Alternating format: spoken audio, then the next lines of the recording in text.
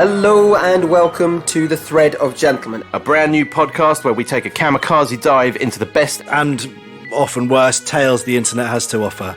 I'm Johnny. I'm Ben. I'm Charlie. And without any further ado, I think we need to get the show started.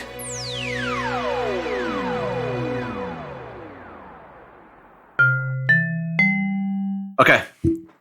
This one is called Eric. Let me tell you the story of Eric. I was about 9 years old and he was 7 years old. Eric was the worst friend I ever had. We met because he was my babysitter's son and I went to his house so that his mum could babysit me. Instead of using the bathroom like a normal person, he told me that it was easier and faster to pee under his mum's bed. No, what? He told me to try his idea, and I did, because I was a stupid kid. So we laid down under his mum's bed and peed all over the floor. We kept doing this for a few days afterwards too. Because the carpet was getting more and more saturated with piss, it started to get crusty. Crusty? What were they pissing? Yeah, but like, surely if you're like, it's moist. Yeah. So what are you pissing? Kidney stones. But wait. Oh, okay. There's more. His pissing antics didn't stop. In fact, they only intensified. One day, my brother was sleeping, and since we thought he was annoying, Eric somehow convinced me that we should... Oh no, don't go there. Eric somehow convinced me that we should piss in my brother's mouth. Oh, God. Do you know what? I'm going to go on a limb here and say this happened. Yes, I can see this being a thing. The next few lines. Yeah. Alright. Our piss smelled like ramen noodle juice. What? What? Ramen are you eating, mate? My brother was drowning in our yellow streams, and I think he woke up and started crying. Think? I hate myself and Eric to this day for making me do this. I think this experience messed my brother up, because one day he f***ed our dog. What? Come on. Yeah, I reckon so, mate. I reckon that might have had a profound effect on him. Reddit is such a crazy Do you know what? Why does that feel like a gateway story to just this guy being like, yeah, I needed to tell the world that my brother's been f***ing Fido? I think this experience messed my brother up because one day he f***ed our... Yeah, I just needed to check that is what that said. Connect that dot. Carefully. Yeah. We pissed in his mouth and now he's into bestiality. Alright.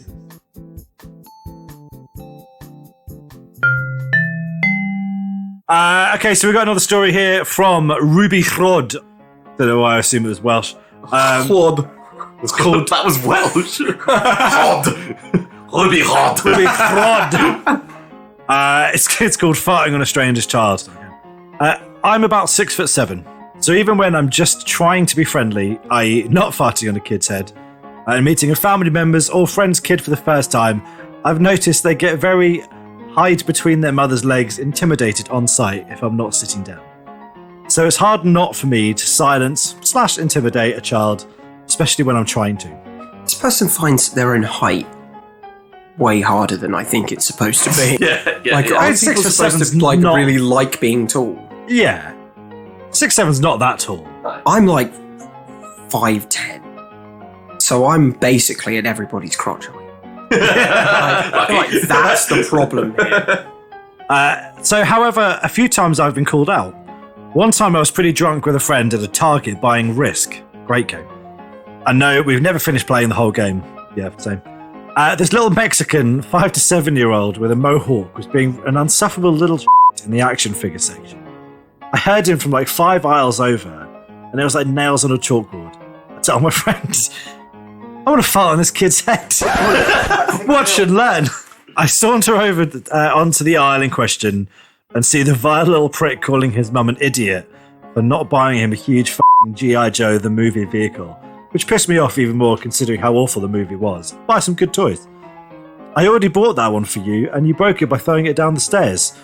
Shut up, I need it. It's the only one I don't have now. The mother was younger than me, I'm mid-20s, and gave a defeated look. I don't have enough money right now. You're an idiot! And continued to just berate and publicly shame this woman. At the time, I was on a strict Chipotle burrito diet, and while I was watching all this, my stomach gave me an initial warning gurgle. Very courteous stomach, telling me I was about an hour away from punishing the toilet. Serendipity. Destiny. This guy, yes. I inch a bit closer to my prey, inspecting some wrestling toys and pondering the weird homoeroticness of the whole sport in general. The kid shouts, "F*** you, I hate you." The mum rolls her eyes and turns her back to the kid to ignore him. And could you believe it? The kid gets on his hands and knees and starts taking the toy out of the box. It's go time, motherfucker. It's gone Co Brown, Defcon Poo. He's coming in. I position my back towards him, and at this point, I'm like 2 feet away from him. I bend down to reach for one of the toys on the lower shelf. At this point, my ass is inches away from this kid's head. Now, generally speaking, the best way to go about this is to act casual, drop your belly bomb, then walk away after a few seconds like nothing's out of the ordinary. I usually go one aisle over and listen to the kid's reaction in delight. However, today I couldn't help myself. I have my head tilted back, looking at this kid out of the corner of my eye to ensure accuracy. My friend sees this happening and can no longer contain himself. He's covering his mouth, but his hee-haw hyperventilating donkey chortle is fairly audible over the late 90s pop muzak playing over the Berg loudspeakers. The kid immediately looks up towards the laughter, but I can't help but notice there's an ass now directly in his face. Now I'm trying not to laugh, but also panicking, so I just made eye contact with him. He furls his brow, and I look over this in the mother's direction, still back towards us. I relish in the moment and look at this child's face. A confused and naive face. He needed to assess his victim afterwards. The initial blast was mighty and boisterous. I swear I saw his hair blowing in the wind. If I wasn't wearing jeans, I think I'd probably blown over an empty soda can. You know what I like about that? As modest and yet a real boast. I would call it a very fun fart. A++ would buy again. A very fun fart. I mean, I get this because I've essentially done something quite similar. Okay, so did you do it with like this purpose of like elbows jutted out, and then just like with purpose, just over you go. You're like, I'm having this kid. It's done. I mean, so I would do much more just like a drive-by. Well, that's much better and more of a gentlemanly thing. But this kid was being a little. Yes. I love that you just described that as the gentlemanly thing to do. We're not savages here. A drive-by Brown. So, what immediately followed that out of the chamber was truly horrifying. The fart's implication changed without notice, and swiftly, it went from a joyous, dry air horn squeal to a nefarious, hissing mephitis. I think the little muppet noticed the hateful metamorphosis before even I did, because he's wrenched his neck violently, tried to get away from the personified evil being fumigated into his soul. This guy's got like Socratean in his description.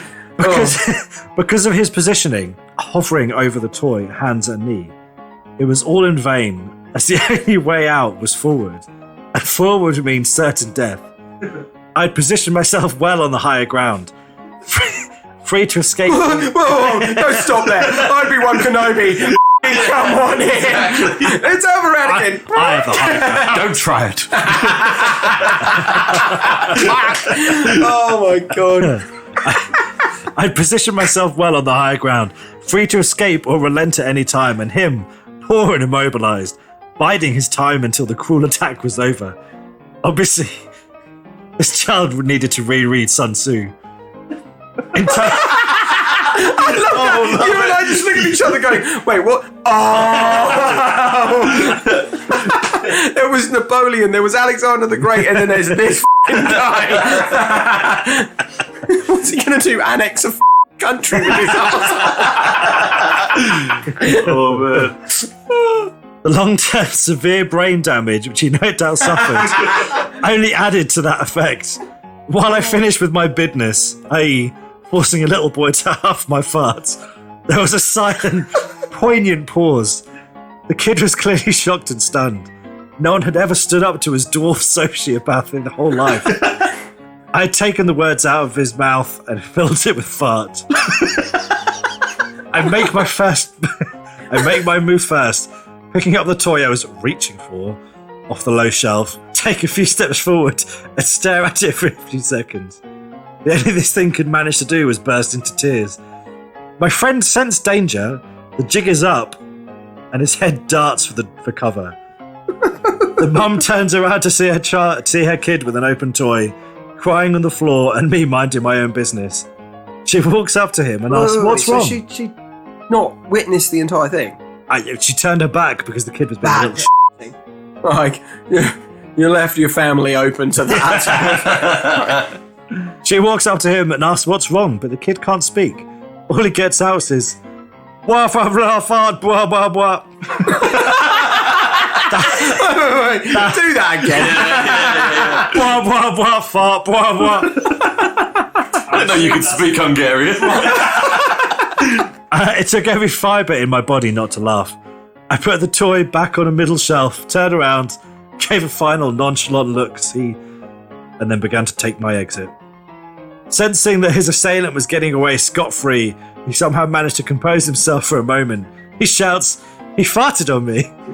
I could feel him pointing at me, but as I continued to act like it was just a browsing, I was almost around the corner when the mum goes, "Excuse me, sir, did you just fart on my son?" Weighing my options, I played dumb. What? I mean, I did fart on my son? Well, I mean, technically speaking, what is on? I can't follow this logic. It's like, did I fart? Yes. Is it in the air? Yes. Where did it land? Wherever it wanted to. Why did you fart on my son? She asked. Why didn't you? Why didn't you? At this point, the little kid has the look of Schadenfreude on his face. This guy's a poet and I love it. Yeah, he really is. Happy to see me in trouble.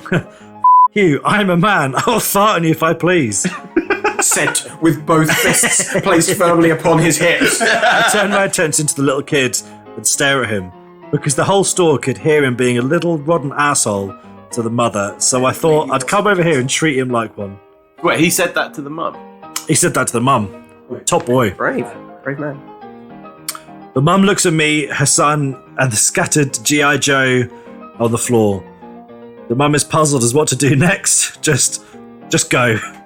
And that's my cue. I turn around, walk away with a little extra step. I look up to see the Black Orb security cameras and all the stories on Reddit about unjustly having to register as a sex offender flash before my eyes. As soon as I turn the corner, I book it outside as fast as I can while dialing my friend. Like a true friend, he's right out front with the engine running and Risk in the trunk. They got their game. That's the It's like Baby Driver, but there's no guns, it's just arseholes. We laugh on the car ride back about the whole scene. With a slight hint of seriousness in his tone, my friends ask me, "Do you do that a lot?" Not that much, like once every 6 months or so. We both knew I was lying. We got to our other friend's house and played Risk till 4 a.m. whilst drinking scotch. Overall, I'd say it's a pretty good day. Successful, Well isn't it? done. I mean, he Jesus. went out to achieve something, he achieved it, and it sounds like he got away with it. Good for that man. Who was that boy? Ruby Rod. The Ruby Rod. Well Ruby played, Rod, sir. dude. You taught that kid a lesson. Yes. Yeah. I don't know what the lesson And gave him was. brains. Yeah. The lesson was I don't know. close. That's such a shocking thing for you to happen to anybody, that you forget what the initial interaction was about.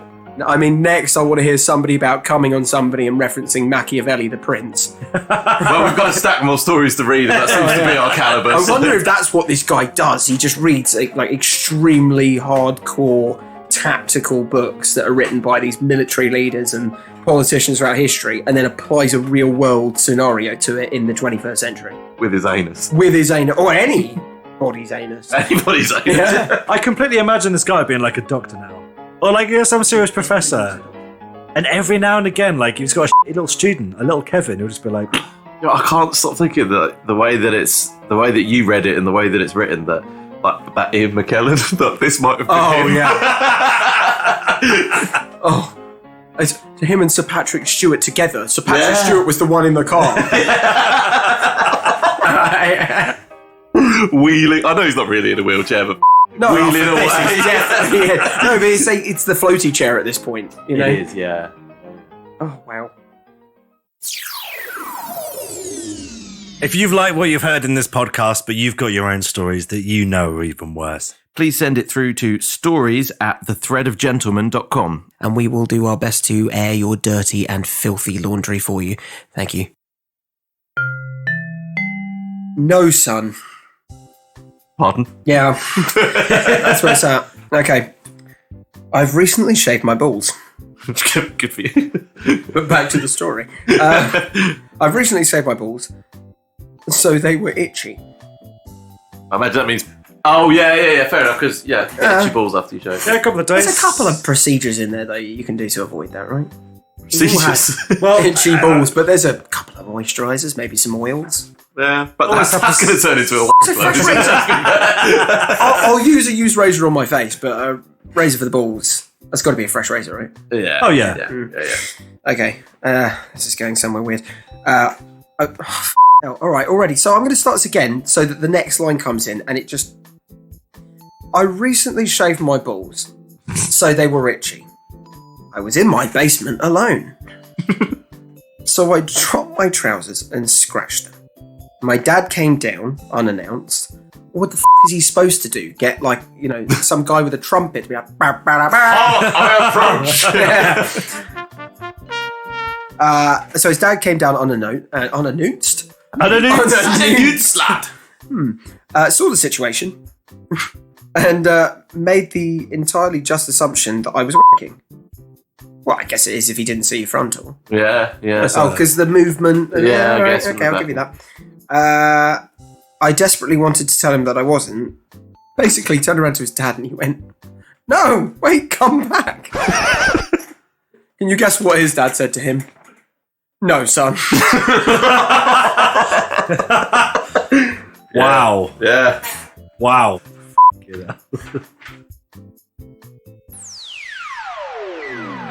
Well, I hope you enjoyed that deep dive into the worst parts of humanity. I'm going to go and have a shower now. Anyway, we'll speak to you next time. All the best. All the best. All the best. See you next week for some more gentleman juice.